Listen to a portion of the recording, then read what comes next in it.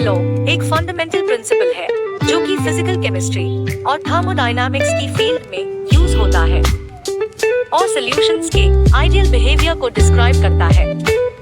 इसे एक French chemist François मरी रेआउट ने 19th सेंचुरी में फॉर्मुलेट किया। रॉल्स लॉ स्पेसिफिकली सॉल्यूशंस के लिए अप्लाई होता है जहां पर कंपोनेंट्स आइडियल होते हैं। इसका मतलब ये है कि डिफरेंट कंपोनेंट्स के मॉलिक्यूल्स के बीच सिमिलर इंटरैक्शन होगा। According to Rolle's law, partial pressure of a component is equal to mole fraction of the component multiplied by pressure at pure state of solution.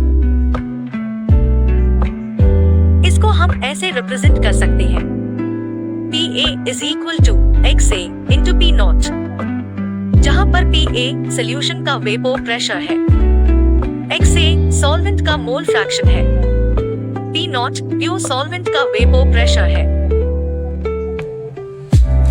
Rawls law को दो तरह से describe किया जा सकता है, वेपर प्रेशर और पार्शियल प्रेशर। आइए इसे डिटेल में समझते हैं।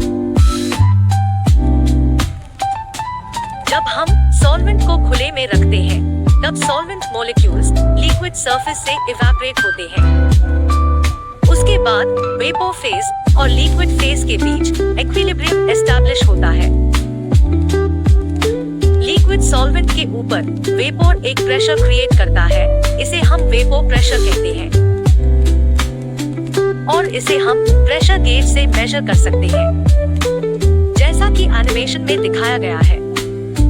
जब हम सॉलिड सॉल्यूट पार्टिकल्स को सॉल्वेंट में ऐड करते हैं तब सॉल्यूशन इवेपोरेट होना शुरू करता है और इस बार भी वेपर फेज में सिर्फ सॉल्वेंट्स के पार्टिकल्स हैं, जो कि वाटर है। ऐसा इसलिए क्योंकि सॉल्यूट वोलेटाइल नहीं होता। अब हम पाते हैं कि सॉल्वेंट में सॉल्यूट ऐड करने के बाद सॉल्यूशन का वेपर प्रेशर प्योर सॉल्वेंट से कम है।